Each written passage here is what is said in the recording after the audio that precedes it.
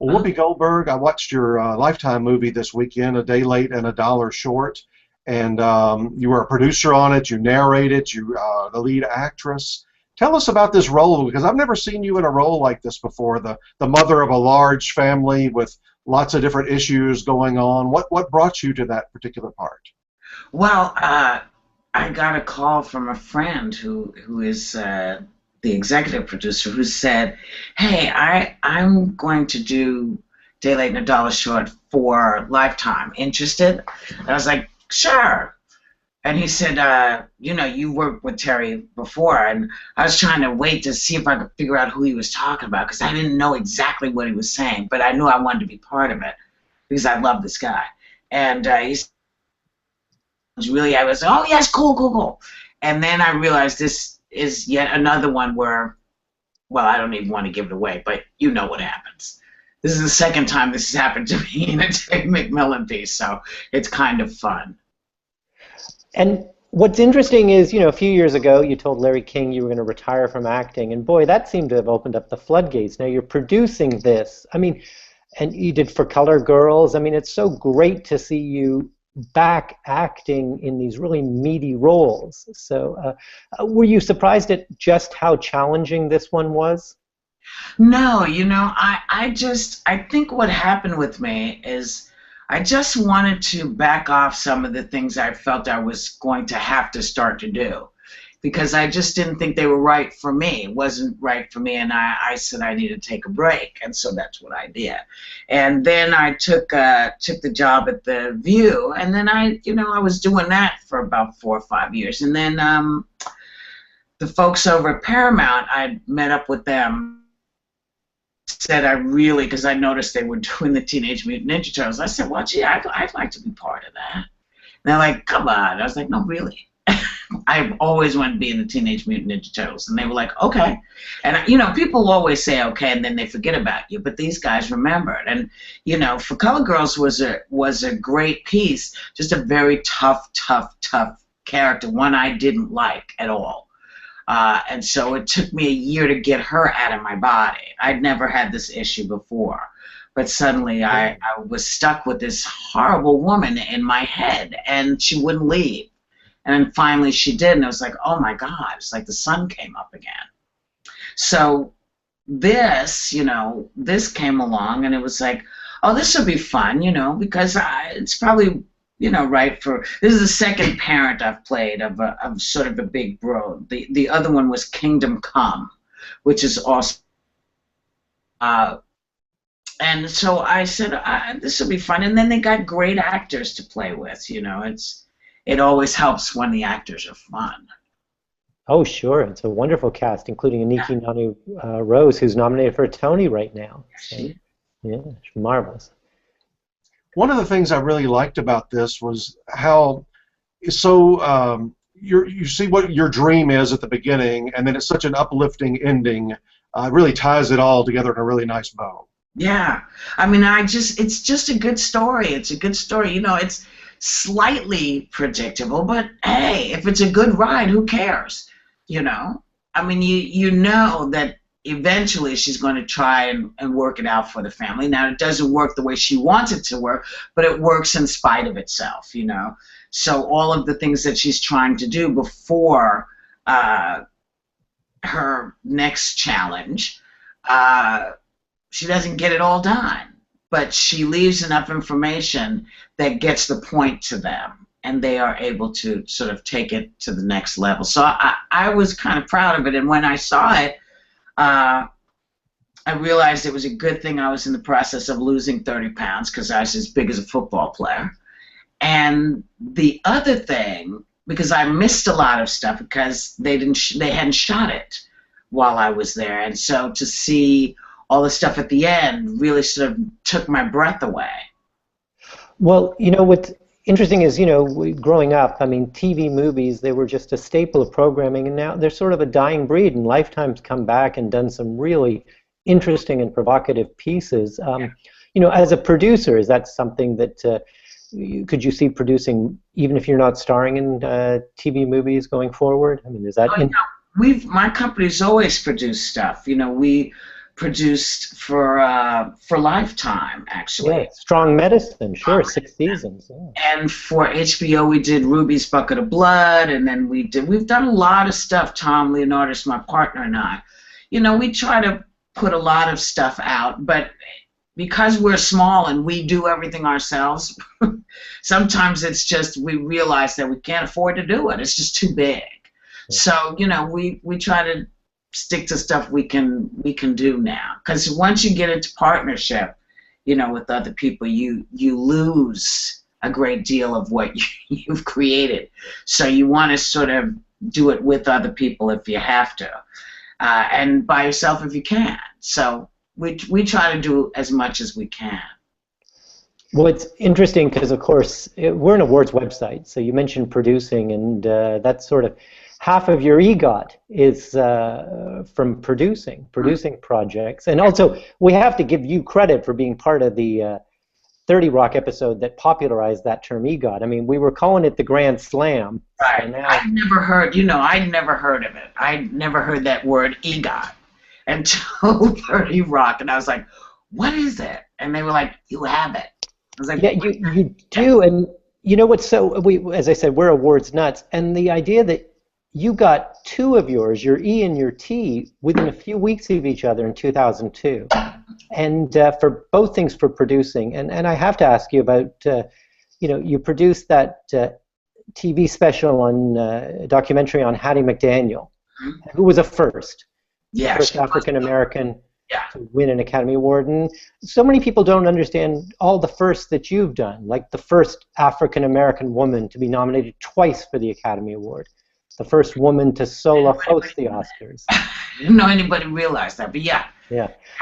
So now you've produced another documentary about a pioneering woman, Mom's Mabley. And both Chris and I were talking, I remember watching her on Merv Griffin and Mike Douglas, and it's so wonderful to see this documentary. I mean, so did you, that was your intro to her, or did you have the records? Did you listen to those records back in the...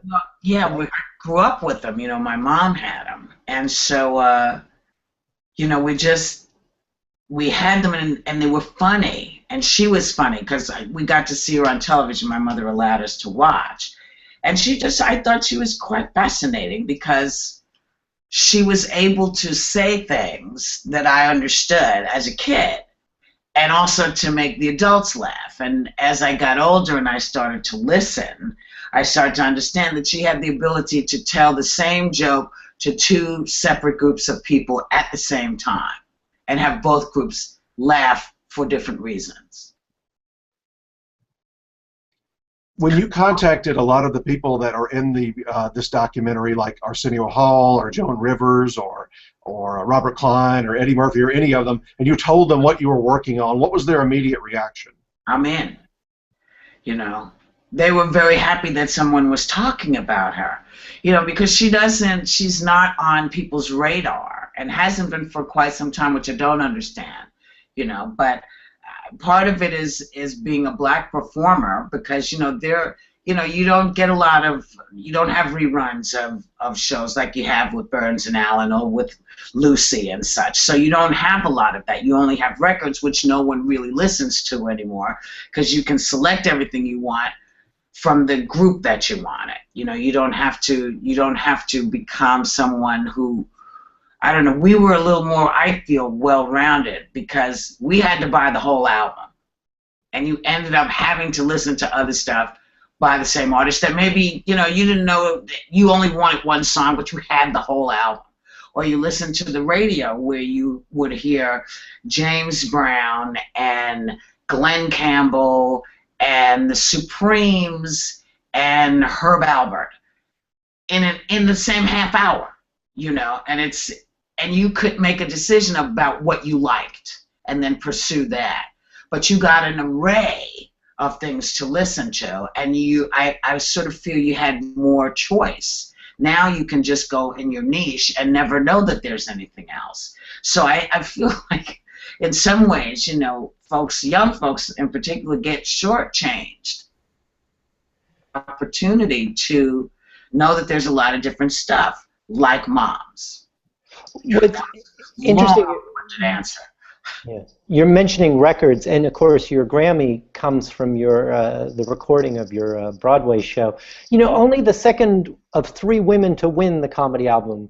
You know, I Lily just found it Tomlin. out. Yeah, Lily Tomlin precedes you, and then it's almost 3 decades before Kathy Griffin wins. What is that? Why that women are as funny as men? What is it that with that category that there's a bias against them? Well, I don't know. I don't know what it is. I don't get it. I mean, it can't be that there weren't that many albums up. I would assume Kathy's been up.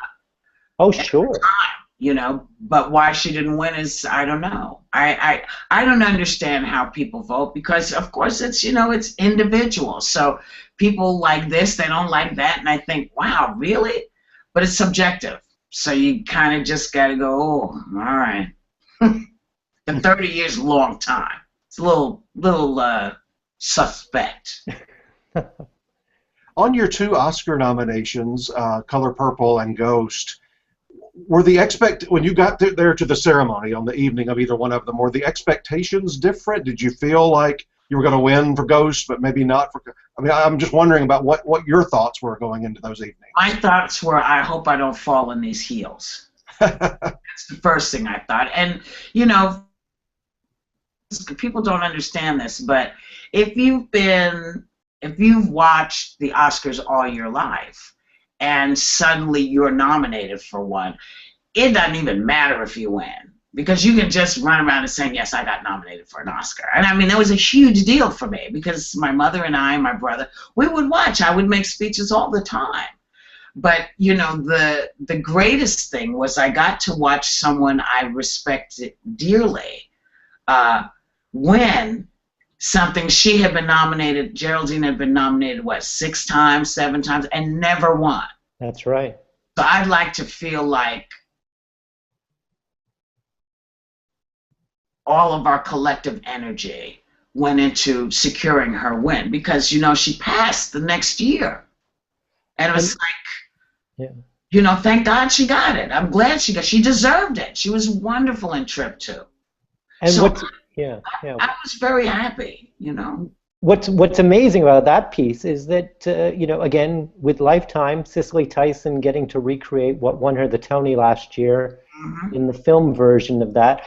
I mean, you talk about roles to play. I mean, there's one that's waiting for you, I would think, in a couple of decades. Well, I don't know. I think there's probably going to be a lot of stuff for me. You know, one of the things I don't want to do is I don't want to recreate too many things that other people have done. I'd like to find some new stuff only because, you know, as soon as you change color or you change this, it becomes a big deal and it's no longer about the work. You know, great pieces deserve really fine, great actors, which Cecily is. So I was thrilled to see that the material garnered both these brilliant actresses the attention they deserved. It's kind of wonderful when you think about it. Well, it's interesting because you mentioned about new work, because of course when you go on Broadway in Forum, you're replacing Nathan Lane. You do Ma Rainey's Black Bottom, recreating the play. That was so terrible. Don't never mention it again. We forgot about that one. Well, I disagree, having seen it. Oh my God! And you clearly you are high. Thank you for that, because that's very sweet to say. But I miscast myself in a piece I wanted to do very badly, and just I wasn't up for it. I wasn't up for it. But see, Pseudolus makes perfect sense. And I'm trying to convince them that, you know, in 2 years when the genie wants a break in Aladdin, that I'd like to play with that. Well, what about Ma Rainey? I mean, that was, you were, no? When you did that, it didn't... No, it takes a different kind of, you got to be a bigger woman. That's the only way. Not physically bigger, but she's bigger. She's bigger than I was able to take her. It wasn't fulfilling, yeah. You know, eventually maybe I can do it, but you know, I so burned myself, I don't think I could ever do it again. Well, I think you're a harsher critic than anyone else. You know. Chris and I were talking before we came on about the again about the EGOT, and what I referenced was what I love is that who precedes you in getting that. You're number 10. Number 9 is Mike Nichols, who brings you to Broadway. Right. And then number 11 is Scott Rudin, who was one of the producers on your biggest movie hits, Sister Act and Sister Act 2. So this club, does it ever get together for meetings? I mean, do you? No, we don't. We wave at each other. I think most people don't know who each other are. You know what I mean? No, but I think that's changing because this year on the Oscars, when Robert Lopez joined your group and became the 12th, the narrator, the announcer actually talked about that as he's walking up the steps. And then his wife gave him a EGOT bracelet backstage. So I think you all at least ought to call or email as somebody joins your society. It's true. Somebody has to be paying attention. I will try. Also, on speaking of the Oscars, back in the early 90s, you get to start hosting. I think you hosted, what, 4 times? That's right. Yeah. Starting out with right after Billy Crystal had hosted 2 or 3 times. Tell us about your reaction when they called you to discuss that, as well as that first time. I said, "Is this okay with you? What's going on?" He said, "No, I had to take a break. I got to take a break." I was like, "Okay." And I said, "Anything I should know?" And he said, "Just be funny. And remember, this is not your show, this is their show. And basically, they'll give you the first 5 minutes, the audience will. And then after that, they want to know who won. They really just want to know who won. So flow as well as you can, you know, and be prepared for anything to happen and go have a good time. And if you're too dirty, they'll beep you. Or they'll just shake their eyes at you or something. But, go have fun. So I did. I had a great time. I came out of the ceiling, and at one point I became Queen Elizabeth, with the powder, and it's so dumb. People said, "Oh, what is she doing? She's making some sort of statement in whiteface." It's like, no, duh. I'm dressed as the Queen, man. Really? I mean, it was crazy. Yeah. You were the African Queen, as I recall, did you? That's right. And you want to have a good time. And so we did. We had lots of fun with it. And I got to, at one of the shows I did, I just changed my clothes a whole bunch so I could wear all of the wardrobe in the movies of the year that was nominated. And I had on the most wonderful, gigantic diamond ring from Harry Winston. It was like this big. And I was dressed as, I think, somebody from Beloved. And I said, "As God is my witness, I'll never, clean this ring again," or something. But it was fun, and people understood it and they had fun. And I mean, something that I think, you gave one of the great Oscar acceptance speeches when you talked to the crowd, told them how you'd wanted to be one of them. But what I think something that's, I don't think people understand, but you love entertainment. You love great television, like you hosted the I Love Lucy 50th anniversary. You love The Wizard of Oz. I mean, you're just thrilled every day to be part of that industry, aren't you? Yes, and people, people are very cynical. They think you're full of BS. But for me, this is the industry I wanted to be in. And everyone would smile very nicely, and they'd say, "Well, I'm sure there's something there for you." And then, when the Miracle of Miracles showed up and I suddenly was a movie star, people were like, "What? Wow. How did that happen?" Because you don't look like you're supposed to look. You don't sound like you're supposed to sound. You don't dress like you're supposed to dress. And so, and then it became I wasn't as good as I had been in stuff I'd done before. I mean, it just became a whole bunch of stuff. And, I tend to give critics a little bit of a pass because sometimes I just think they're the really good ones. The really good ones don't have to hurt you to critique you.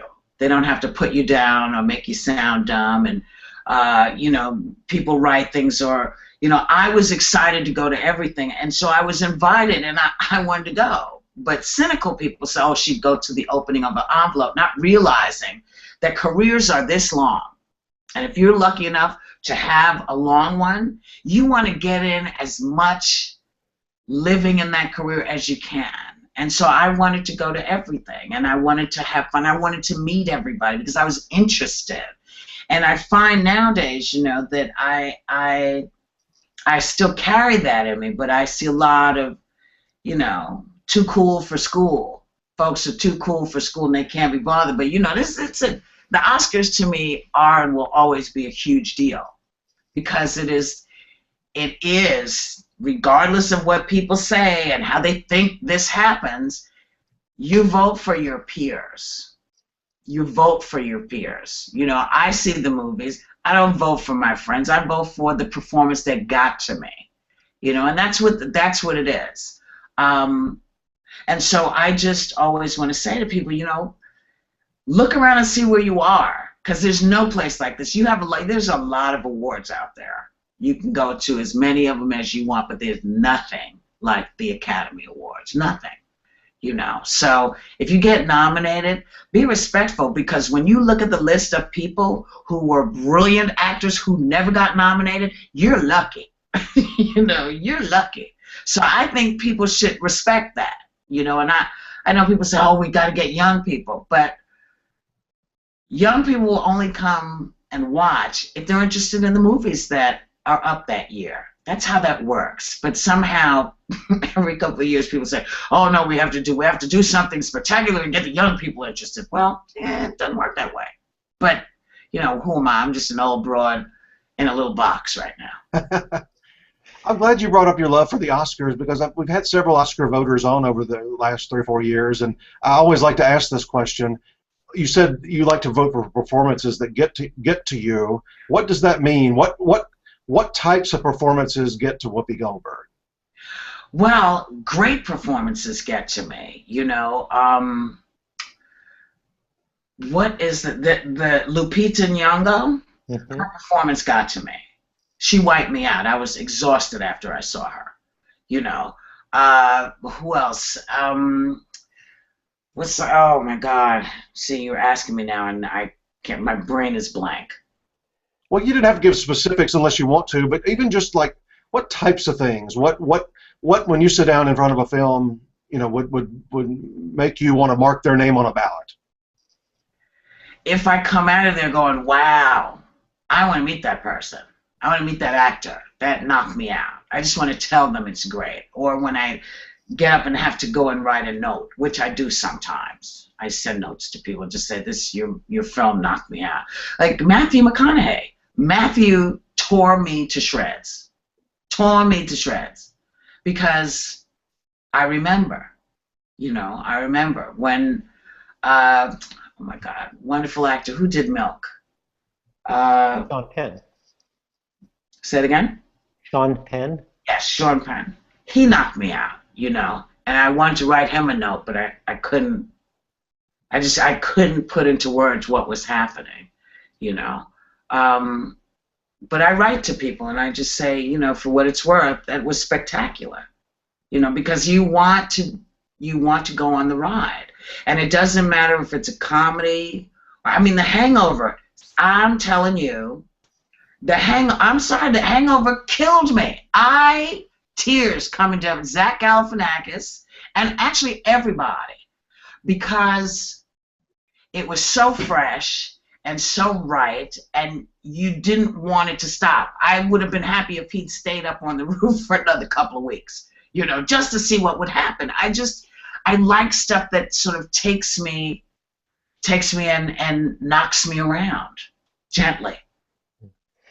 Well, in your day job as the moderator of The View, I mean, it's sort of this, you've made so many films and all the work, you know, this stream of co-stars, including, I think of Neil Patrick Harris, Mm-hmm. and seeing what he's become. But we have to just, because you're nominated this year again for Outstanding Talk Show Host with you, the rest of the ladies on The View.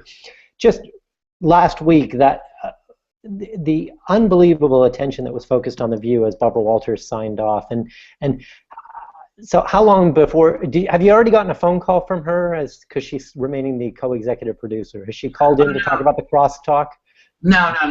She and I will occasionally go to lunch or to dinner. Listen, what happened last week was phenomenal, and I don't think people really understood why it was such a big deal, because I remember television prior to Barbara, when there were no women anchoring the news. There was no one, you know, and I don't think I consciously said, gee, that's kind of weird, because that's what I knew. But then you saw Barbara, and then, you know, here in New York, you had Melba Tolliver, you know, on Channel 7, and then suddenly there were women who were starting to surface who were doing more than just being weather chicks. You know, they were doing the serious journalistic news. And when you look at the fact that she broke that glass ceiling with her head and her body, and, you know, that glass ceiling, because it was a high one, and she broke every pane, and all of these other women sort of, you know, started swimming to the top. It's kind of fantastic, and you saw only, you know, 50 or 25 of them, but that was just from New York. Think of the rest of the world. Forget the rest of the country, the rest of the world. Because had this not happened here, it would never have happened anywhere else. And I don't think it continues to happen the way it happens here. Well, listen, thank you so much for your time today. Good luck at the daytime Emmys. You're going to be on the primetime ballot, I think, at least 4 or 5 times, so good luck with that as well. And if it doesn't happen, hey, you know, the work is still great. It doesn't, you know, it doesn't diminish what you do. It just means that there was some really strong things out there, and there's a lot of great stuff this year. So I'm not sweating it. I'm just happy that I got that damn documentary done. I'm so glad, because we're getting ready to make another one. So it's heaven, and so thanks for being, you know, the folks that allow us to talk to people and talk about the work that we do. I appreciate it very much. Oh, and I know, just on the Mom's Mabley, I know you'd mentioned that you thought about doing it as a stage role for yourself. So yeah. That will happen. Good. Yeah. And maybe you'll like your performance this time. Maybe you'll. Well, I did it years and years and years and years ago, because I love doing it, because it's all about moms as material. You know, it's not a biography. Right. But here when we put it together, it will be, you know, her backstage doing, you know, rehearsing material, as opposed to, you know, and then she comes in and she's like this because of what happened to her in her life. And none of that. It's just the material, because the material is brilliant. 50 years later. Yeah. Thanks again. Good luck with that. Thank you so much. Thank you. Bye-bye.